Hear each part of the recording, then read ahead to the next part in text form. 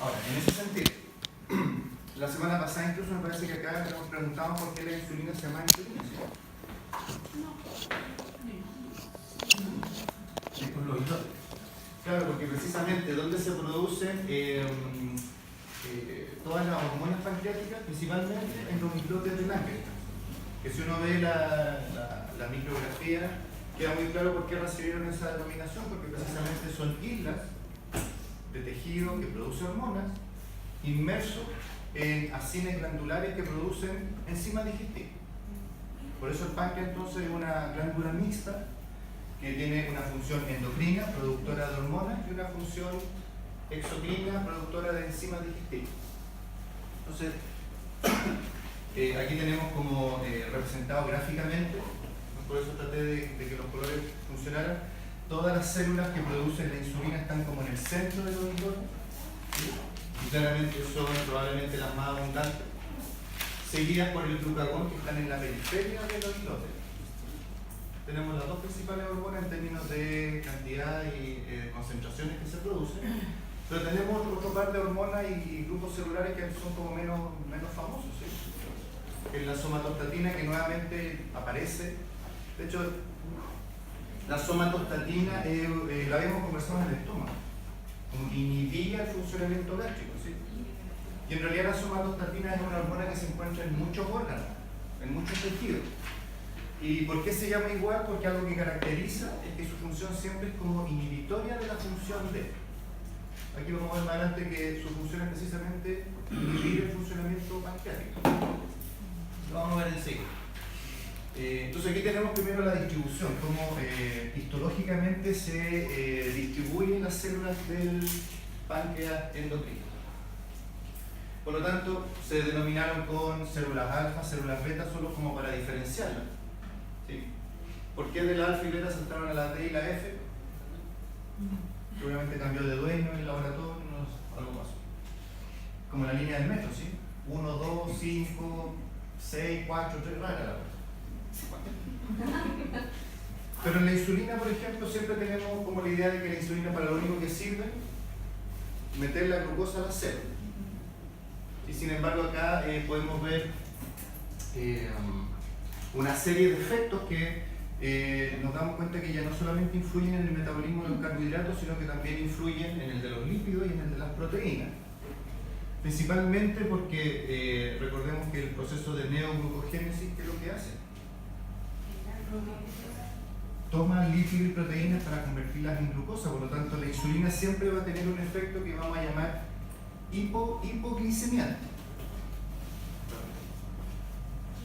Tiene un efecto hipoglicemiante, es decir, siempre busca bajar las concentraciones de glucosa en la sangre, principalmente haciendo que la glucosa ingrese a las células.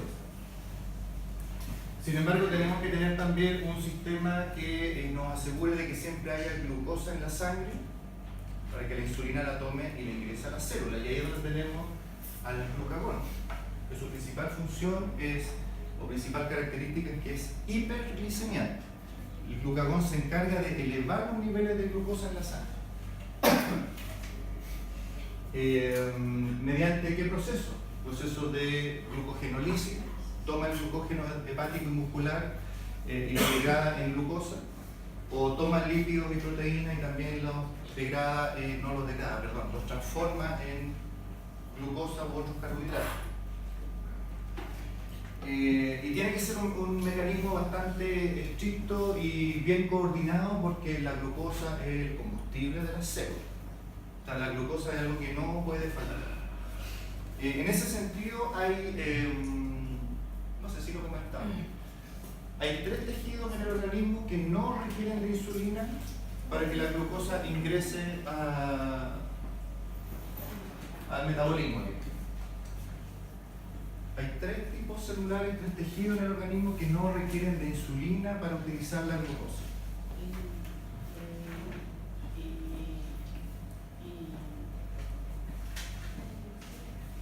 Lo cual, cuando veamos cuáles son, en realidad, que bueno que sea así.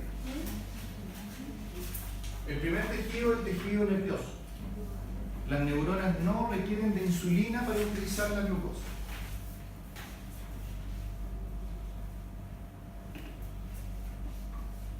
Segundo, los eritrocitos. Los eritrocitos no requieren de insulina para utilizar la glucosa. Y tercero, los túbulos renales. Que lo vamos a profundizar más en el último capítulo. Que acabo de subir el capítulo de renal a la plataforma. ¿Y eso dónde lo vamos a ver? ¿Próxima semana? Sí. ¿No era la recuperativa la vez? El 19. 19. Porque yo entiendo que hay clases la próxima semana. ¿Verdad? Me hicieron dudar. No, debiéramos. Bueno, y si no, venimos igual. Si no pasa toda la materia del día y la persona no tiene menos.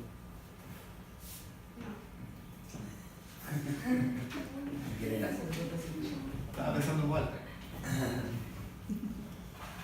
Sí. Hola.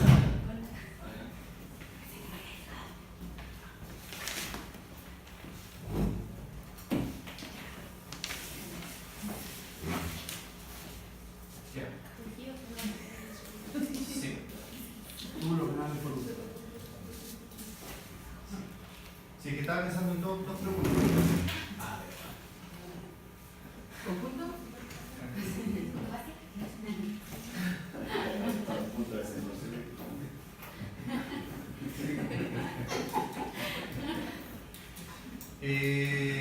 Dos preguntas. ¿Qué es lo que es el coma diabético? ¿Y qué es el shock insulínico? ¿Puedes explicar? ¿El testimonio? Nunca tenía un coma diabético. ¿Qué estás esperando? Menos mal. Estuve a punto. ¿Qué estás esperando? No hablar con sobre 460. Sobre 480. Ya, o sea, claramente lo que caracteriza la diabetes mellitus es una hiperglicemia importante, pero que además que se permanece en el tiempo. Pero la pregunta en realidad va como al mecanismo: ¿por qué un aumento de glucosa sanguínea puede generar un coma? Dado que no requiere, el sistema nervioso no requiere de insulina para utilizar la glucosa. No sé lo que es un coma en términos físicos. Un coma, o sea, el coma en realidad es la falla, a ver, ¿cómo si en realidad? Bueno, pero definir es como una falla en el sistema nervioso, en el cual hay una depresión en las funciones conscientes, pero no autónomas. ¿Sí? Sí, es decir, alguien que cae en coma no necesariamente requiere de soporte cardiorrespiratorio porque su sistema autónomo puede seguir funcionando. Pero no hay conciencia, aunque se supone que igual estudia, hay otro tema. Es otro tema. Pero digámoslo así entonces, más simple. ¿Por qué un individuo con una hiperglicemia marcada puede caer inconsciente? Caer inconsciente. Hagámoslo ahí. ¿Mm? Por lo tanto, tiene una hiperglicemia. Pero ¿qué pasa, ya que hemos hablado del sistema nervioso? ¿Qué pasará? Porque uno diría, bueno, si la neurona necesitara de insulina, sería lógico, porque en realidad no puede utilizar la insulina, la neurona se queda sin glucosa y nos vamos al suelo. Pero por esta saturación de glucosa puede haber algún problema con el oxígeno también. Sobre la falta de oxígeno, vómito, náuseas, Coma muerte. pero no es el caso de...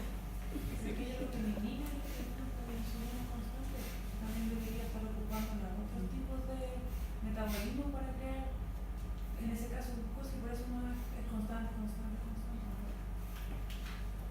Y por eso no hay una barra. ¿Podría haber como una desconexión preventiva del sistema, así como que desconecta para tratar de estabilizarse y luego volver al consciente? Bueno, eso es lo que pasa cuando hay lo que preguntábamos, lo que es un síncope. ¿Sí? El hecho de caer al suelo reactiva la circulación al encéfalo.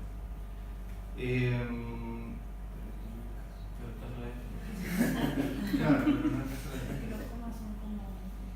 es que bueno, que por eso en realidad prefería al final sacar el coma. Uno piensa que alguien que está meses inconsciente en una cama, Pero puede haber un coma hay comas inducidos, de hecho. Puede ser una cosa de horas nada más. Yo imagino, y no soy experto en eso, pero yo imagino que debe haber cierta evaluación encefalográfica que determina que está con un cese de ciertas funciones que pueden ser, y esa es la incertidumbre de los comas, temporales o permanentes.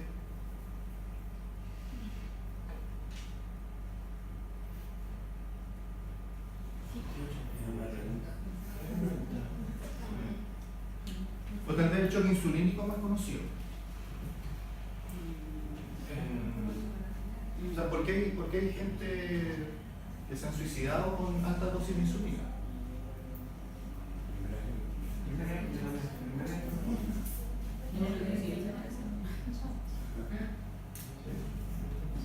¿Por qué se han suicidado? ¿Cuál es la Yo diferencia? creo que tiene que ver Yo hice la pregunta con primero. algún desecho metabólico.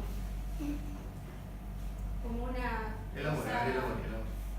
que finalmente el degradar glucosa genera desechos metabólicos y esos desechos metabólicos, por ejemplo, aumentan voy a inventar porque no lo sé, la acidez celular Acidosis. y coca. Bueno, Shock, coma.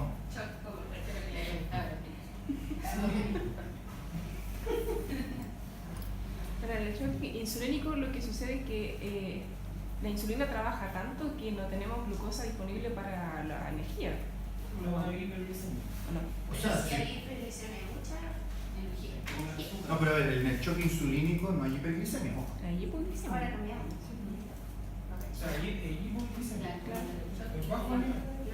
Shock. Ahí es como si quería atención. Ya, pero sí, por aquí va la cosa, porque, a ver, ¿por qué en el tratamiento de la diabetes mellitus hay que ser tan, sobre todo si requiere de la administración de insulina, debe ser tan controlada? Y las dosis se tienen que ir ajustando permanentemente. Porque hay un riesgo en que si la dosis de insulina es mayor a la que corresponde, puedo caer en este problema. ¿Por qué pasará? ¿Qué es lo que le haría a la insulina? Me meto una bomba de insulina al organismo. En términos fisiológicos, lo que hemos conversado siempre, ¿qué debería pasar con la glucosa? baja. ¿Mm? Porque la insulina hace que la glucosa ingrese a la célula. ¿Satura entonces la célula de glucosa? O sea, es que si no hay hiperglicemia no hay como saturar. Pero sí claramente lo que vamos a inducir, ya que la insulina tiene un efecto hipoglicemiante, inducimos una hipoglicemia importante. Uno dice, bueno, pero si en realidad la glucosa yo la necesito dentro de la célula, así que ¿para qué me complico? El problema es que el sistema nervioso, como no utiliza insulina para ingresar la glucosa, hablemos de la neurona ingresa la glucosa en una tasa constante. Pero si por alguna razón hago que todo el resto de los tejidos que sí utilizan la insulina ocupen la glucosa rápidamente y en un corto tiempo, esta tasa constante de ingreso de glucosa a la neurona de repente se ve que no hay más glucosa. Porque entró rápidamente a las células que sí utilizan insulina. Es que me perdí. Está shock insulínico. Choque insulínico. Sí, por eso eran dos preguntas. Coma diabético y choque insulínico. ¿Qué decir? Usted que no tiene ningún problema con la glucosa, ahora se inyecta una alta dosis de insulina y tiene un choque insulínico que puede llevar a coma o muerte. Por lo tanto, dejo mi sistema nervioso sin glucosa.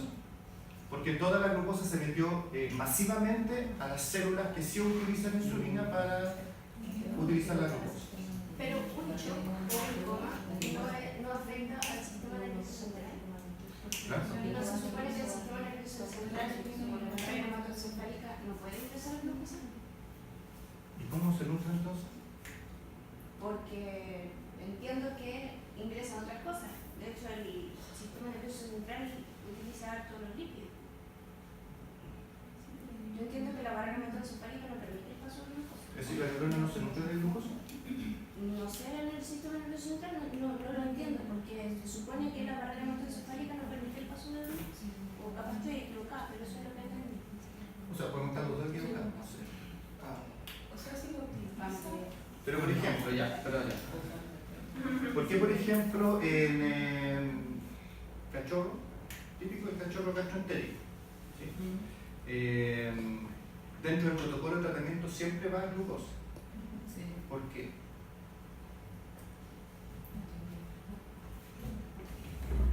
Porque yo podría dar un suero glucosado.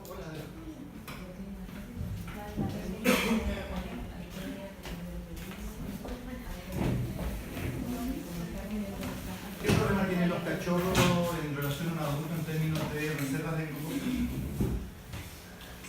En los cachorros las reservas de glucógeno, especialmente hepático, bueno, en realidad hepático muscular, es mínimo. El cachorro es muy dependiente de la dieta para sus niveles de glucosa sanguínea. A diferencia de un adulto, el cual ya tiene suficiente reserva de glucógeno como para que estamos un día sin comer, no importa, yo echo mano a la reserva y me mantengo. Concepto lírico, ¿cierto? Por lo tanto, se debe administrar glucosa, porque si no el cachorro que no tiene ese tratamiento es muy probable que empiece con convulsión, que convulsione. Porque estoy dejando a un sistema nervioso en un estado de hipoglicemia. El choque insulínico entonces se deriva de eso, y por lo tanto, si la dosis es demasiado alta, y cae con una. Recuerden que siempre es mucho más grave una hipoglicemia que una hiperglicemia. Nunca se olviden de eso.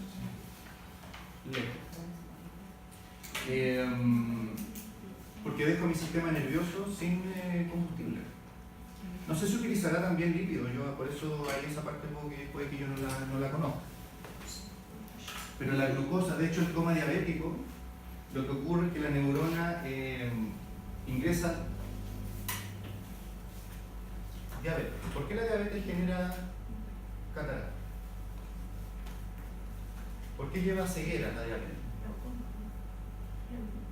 No es lo mismo, porque el glaucoma es aumento de la presión intraocular, en cambio la catarata es la opacidad cristalina.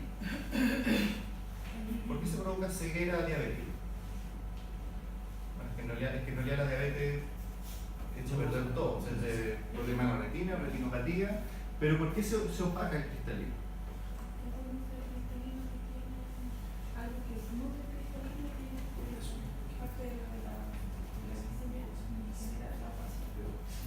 Sí, el cristalino tiene que nutrirse. El problema no es un problema. Una característica de la glucosa, ¿por qué la diabetes mellitus tenía poliuria? Porque la glucosa arrastra mucha agua.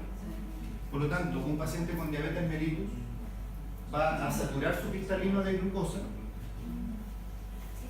Sin embargo, el problema no es la glucosa, es el agua que arrastra. Eso es lo que genera la opacidad. Porque el edema corneal, ¿cómo se manifiesta? Opacidad corneal, sobre todo cuando son medios transparentes. ¿Sí? El agua dentro de un medio transparente provoca opacidad. Por lo tanto, lo que ocurre en el coma diabético es que estos altos niveles de glucosa, sobre todo con un tipo de tejido que no requiere de la insulina para utilizar la glucosa, se ve rápidamente saturada de glucosa en su metabolismo, pero arrastrando un gran volumen de agua. Eso puede generar alteración del metabolismo, incluso muerte neuronal. Por esta, es un poco lo que ocurría con los glóbulos rojos en un medio hiperhipotónico. Cuando el glóbulo rojo se hinchaba.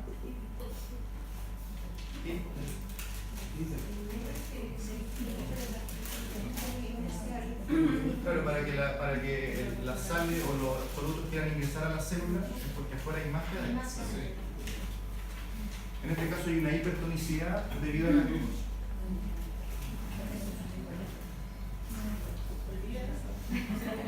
¿Cuál es el estímulo para que se produzca la insulina? La hiperglicemia. Por eso, si nosotros graficáramos una curva de glicemia postprandial,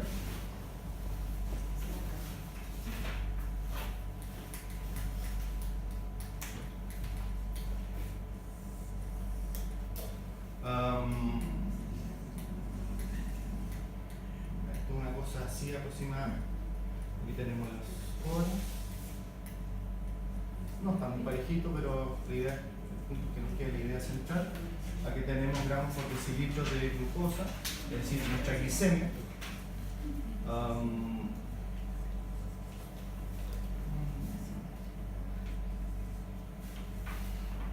¿Qué muestra este gráfico? Muy básico en todo caso. La glicemia basal en general va entre 80, 90, 100 miligramos por decilitro. Hola, adelante. Hay que colocar un negocio de café. ¿Eh? Ya, caché.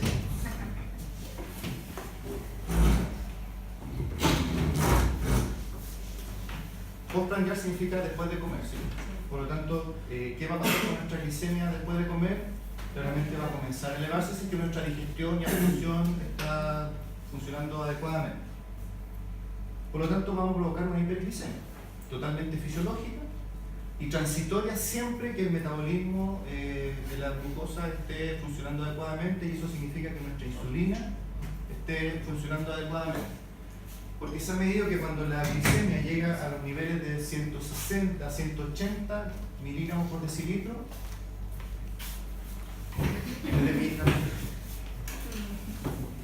se genera el gatillo para que se libere la producción, el páncreas produce insulina o aumenta sus concentraciones, porque siempre hay insulina en circulación.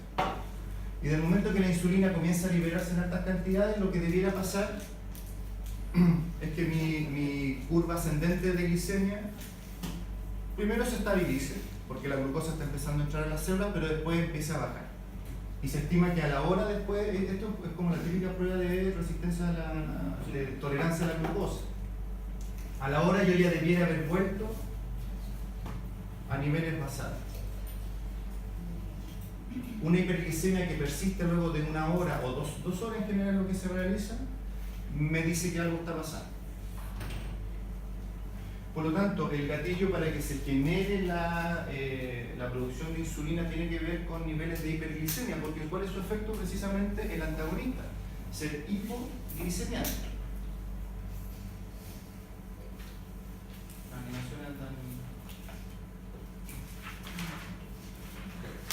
¿Cómo evaluamos? Y esto solamente para nombrarlo, porque más adelante van a tener que conversar sobre esto. ¿Cómo yo evalúo el metabolismo de la glucosa? ¿Qué pruebas de laboratorio podemos realizar? Y siempre parte con una prueba como básica, dentro del perfil bioquímico, que es la glicemia. Pero que la glicemia tiene el gran problema que por sí sola se altera por muchas variables, desde que el individuo está nervioso, ¿sí? Desde que puede estar cursando alguna patología de base que provoque dolor. Recordemos que hablábamos del cortisol la semana pasada. El cortisol es una hormona hiperglicemiante. El estrés genera aumento de glicemia. Por supuesto que los aumentos de glicemia de un estrés frente a una diabetes mellitus son distintos, las concentraciones son distintas. Pero de todas maneras se puede ver afectado por tantas variables que por sí sola me puede dar una alerta. Es decir, yo no debiera quedarme tranquilo frente a una hiperglicemia tomada con el anticoagulante que corresponde, que es el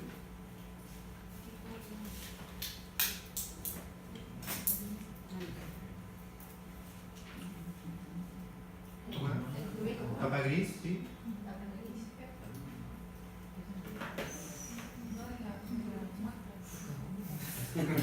Sí, el fluoruro de sodio, ¿sí? ¿Se acuerdan que la gracia de ese anticoagulante es que frenaba la glicólisis dentro del eritrocito? Así que las células de la muestra dejaban de comerse la glucosa que estaba en el tubo. Y eso hacía que mi glicemia fuera mucho más confiable que si yo no utilizo ese anticoagulante.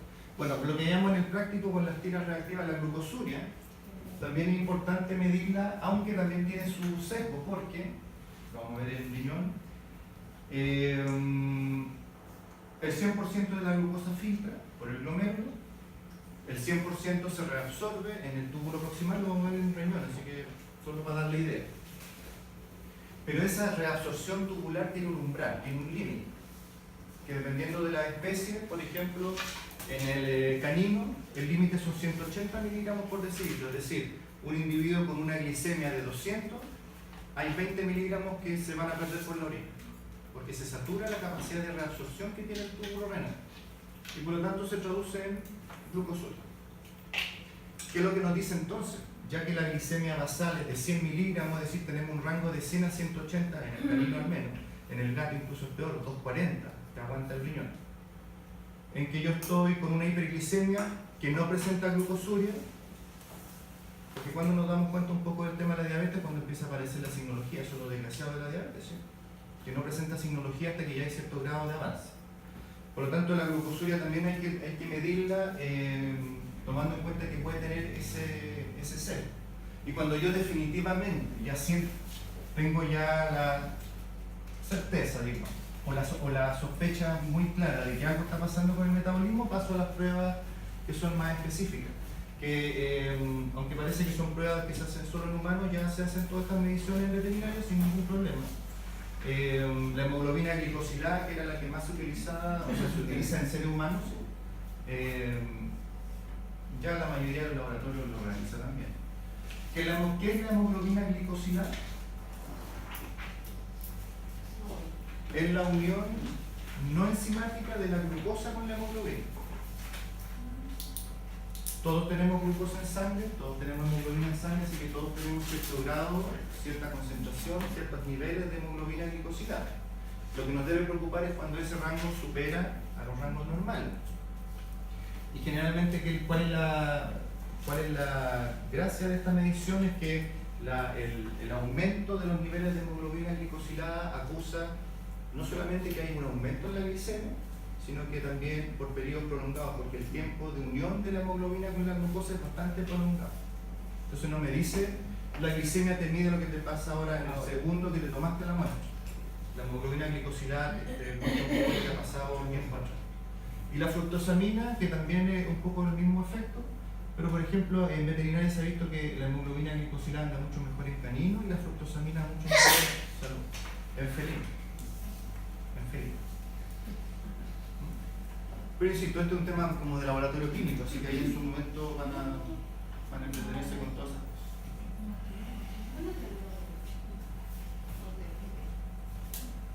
Desde séptimo semestre. Solo por mencionar, recuerden que diabetes mellitus hay dos tipos. La tipo 1 que también se le denomina insulino dependiente, es decir, por lo tanto,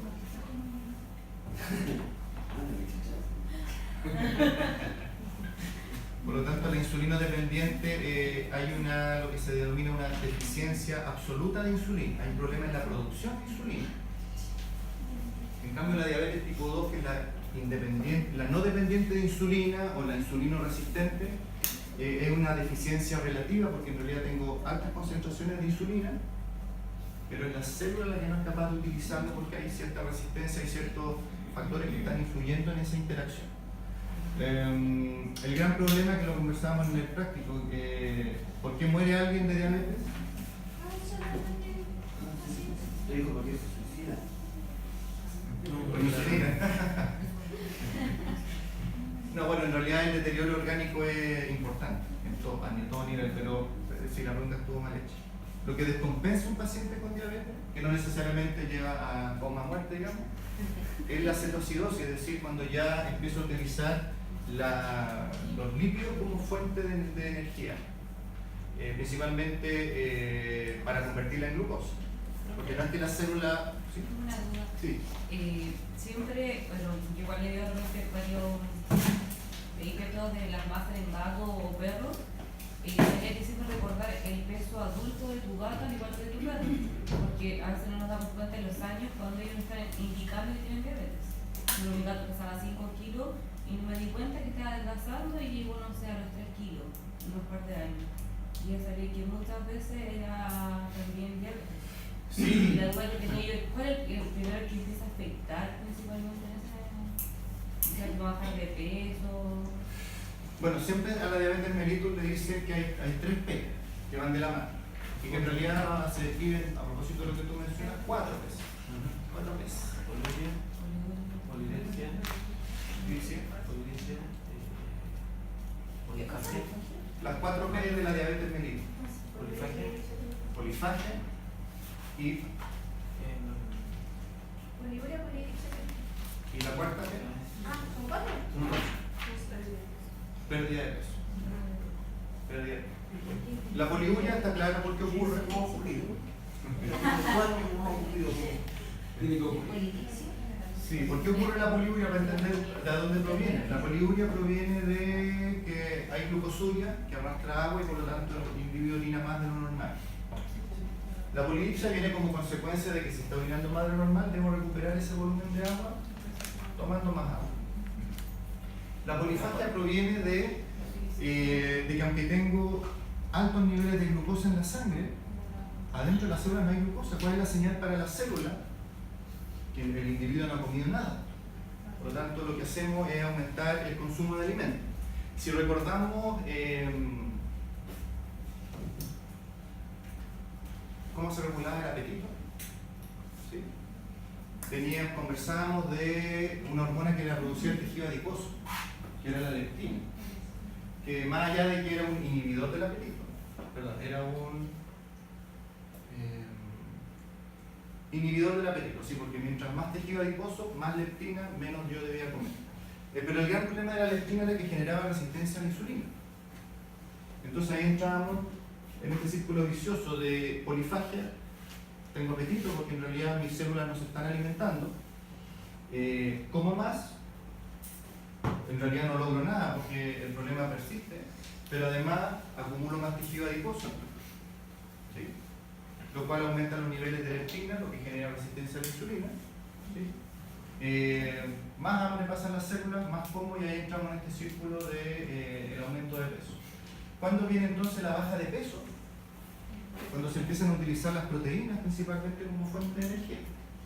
Y eso ya implica un grado más avanzado de diabetes, pero que no se presenta en todos los casos. Yo ahí, la verdad, deberíamos tener, no vino nuestro nutricionista como para que nos hablara de la mejor más, o un diabetólogo. O sea, por algo hay especialistas que se dedican solo a esta patología. Porque es muy importante. El manejo es multidisciplinario también. Por lo tanto, así como dármela de diabetólogo, prefiero que no. Ya, en medicina además irán a tomar el tema ya con más profundidad. ¿Profe?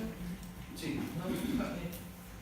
¿Qué hace el organismo para ir reparando un paciente que es inestable en su nivel de diabetes? Entendiendo diabetes como una hiperglicemia, es decir, o sea, en el fondo la pregunta sería, un individuo con hiperglicemia, ¿cuáles son los mecanismos internos? Los dos. Ya. Aquí tenemos los dos principales protagonistas de esto. Pongámonos en el primer caso, frente a una hipoglicemia. Lo que nos ocurre cuando nos hemos demorado mucho en almorzar o... Claro, no tomar desayuno. Lo primero que ocurre con la hipoglicemia es que se desencadena el reflejo del apetito. ¿Sí? Primero. Pero como conversamos en su momento, sabiamente el organismo no se cae de brazos cruzados a que uno coma porque puede que uno no pueda comer. Por lo tanto, echa mano a las reservas de glucosa. Reservas de glucosa, principalmente glucógeno, hepático, muscular. ¿Quién se encarga de echar a andar ese mecanismo de empezar a desdoblar el glucógeno en glucosa? Primero el glucagón, ¿sí? Lo que comentábamos recién, pero también tenemos el cortisol. Es decir, cuando tú entras en un estado de hambre, de apetito, se empiezan a liberar hormonas adrenales, de cortisol, estrés, glucocorticoides, para ser exacto. Recordemos que lo que caracteriza el glucocorticoide es que precisamente influye en el metabolismo de la glucosa, pero influye generalmente en términos de proveer al organismo, de asegurarse de proveer suficiente glucosa circulante para que la insulina después trabaje y la use.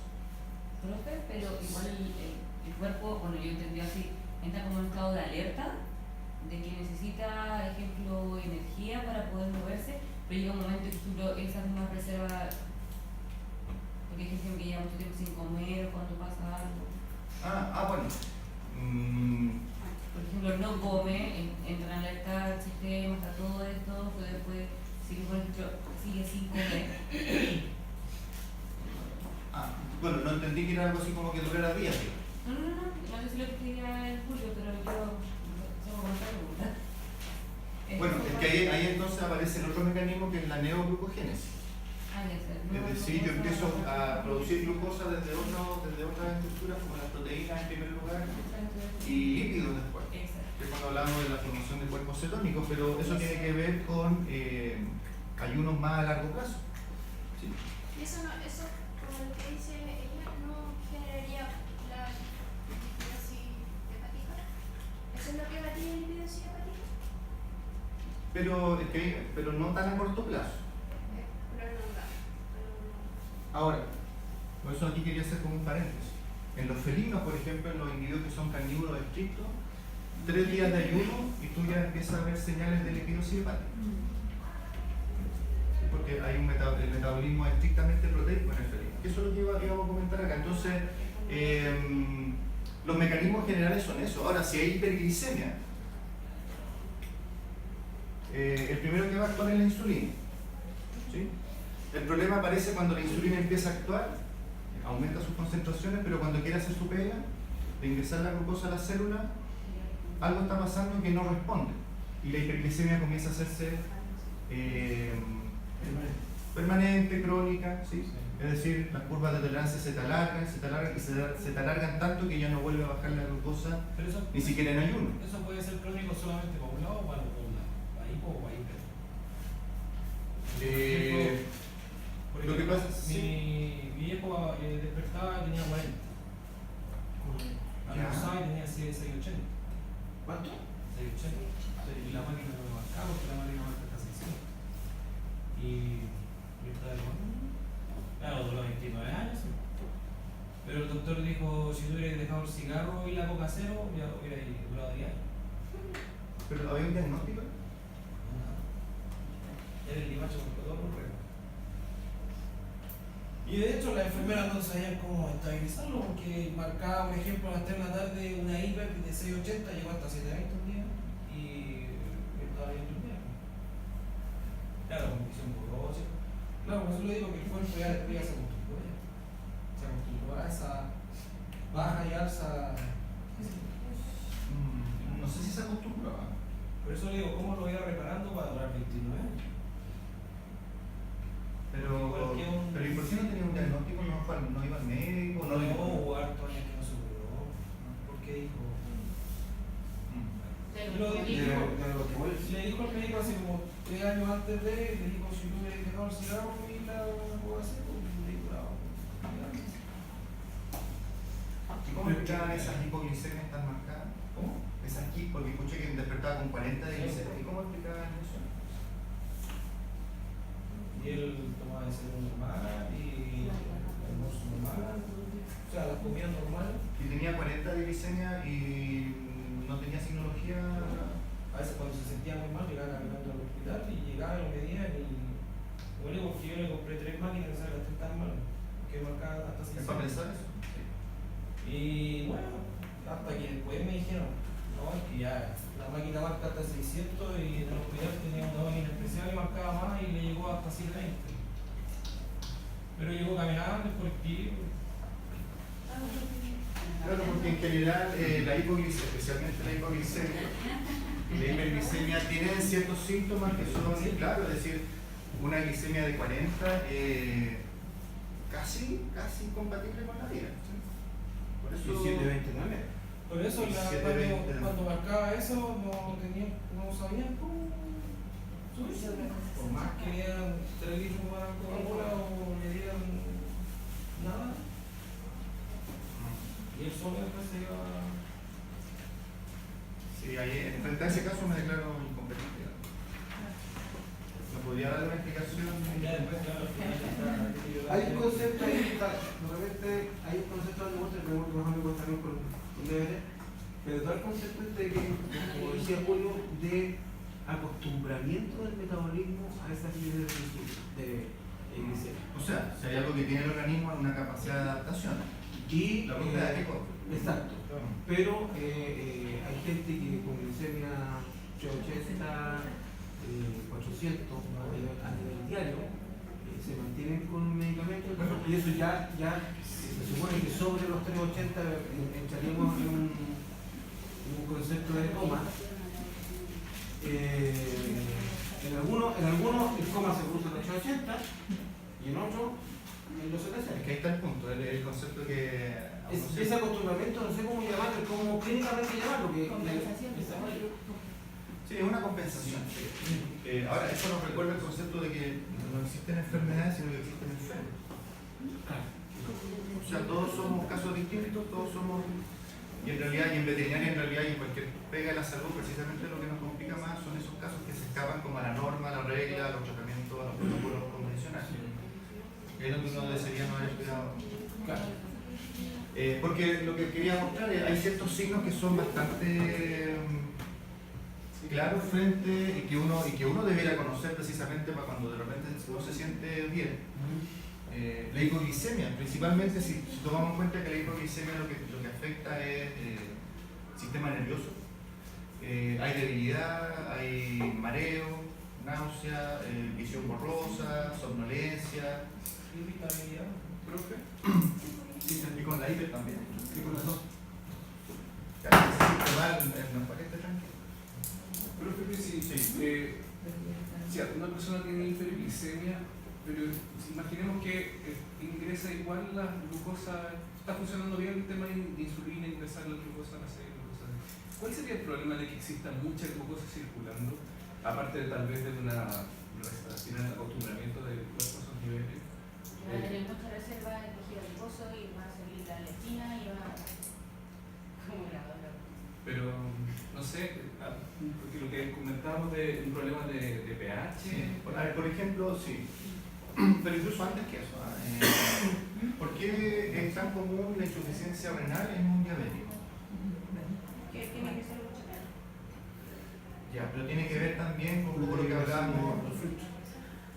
Sí, en el fondo, mira, ahí está un buen ejemplo, es como el filtro de la piscina saturada con algas. En este caso el riñón que es un filtro, es un poco lo que pasa con el cristalino, con el sistema nervioso, tú saturas tus túbulos renales con glucosa, que arrastran agua. Osmóticamente generan una alteración que puede generar daño estructural, daño celular, y por lo tanto esas células ya no vuelven a funcionar de la manera, sobre todo, y estamos hablando, todos seguramente tenemos cierto grado de hiperglicemia por momentos en el día. Después de un asado, si ya tenemos algunos rollitos, y ojo que no hay que no tener sobrepeso para poder presentar resistencia a la insulina, ojo con eso. Se me fue la idea. No, después de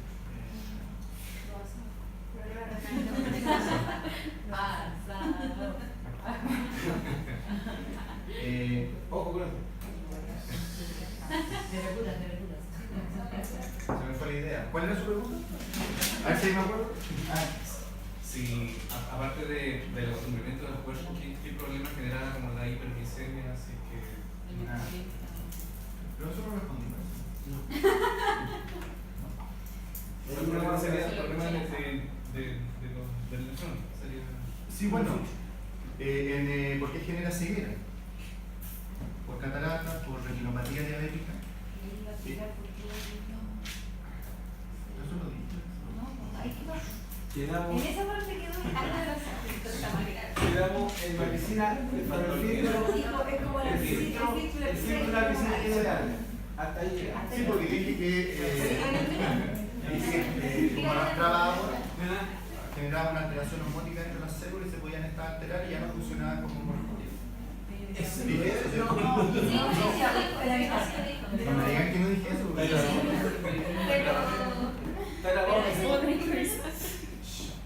no, no. Es que por ejemplo,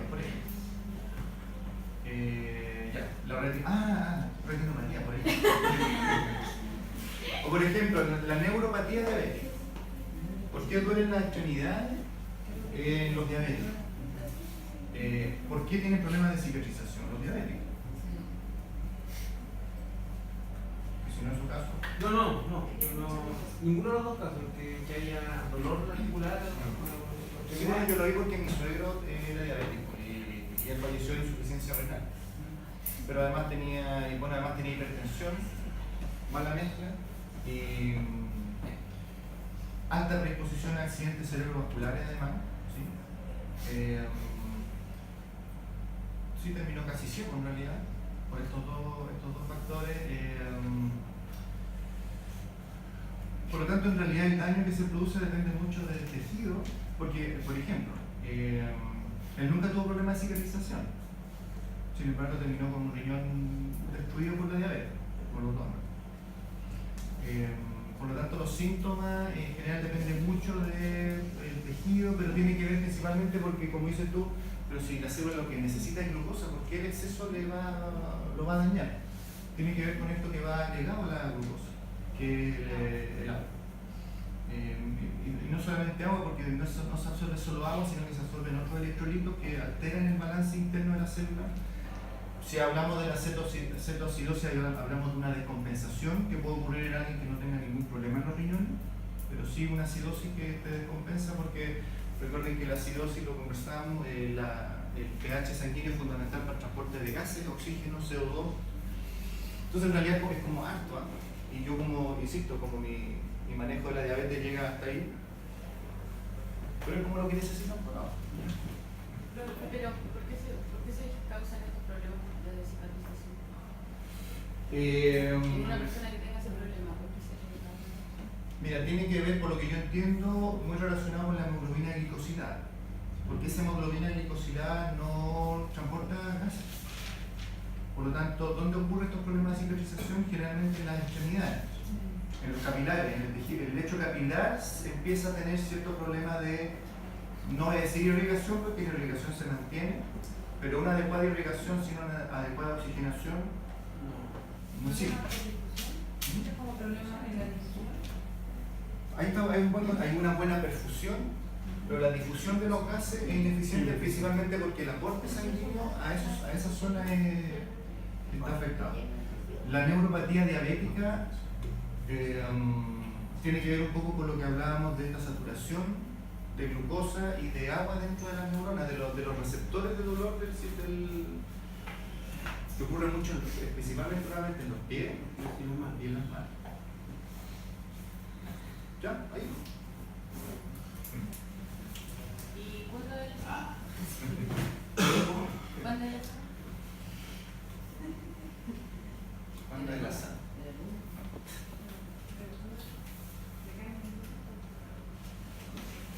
¿No pues sería dentro de una sal? ¿No comías? Particularidades del metabolismo felino, para que redondeemos y terminemos y después volvamos del recreo con la exposición. Principal diferencia entre aquí dice felino, pero en realidad se refiere a los animales que son estrictamente carnívoros. Esta curva no sirve en un felino, porque no es la glicemia el principal gatillo para que se libere insulina, son los niveles de aminoácidos en la sangre. ¿Sí? Por lo tanto, por eso entonces la importancia de una dieta principalmente proteica.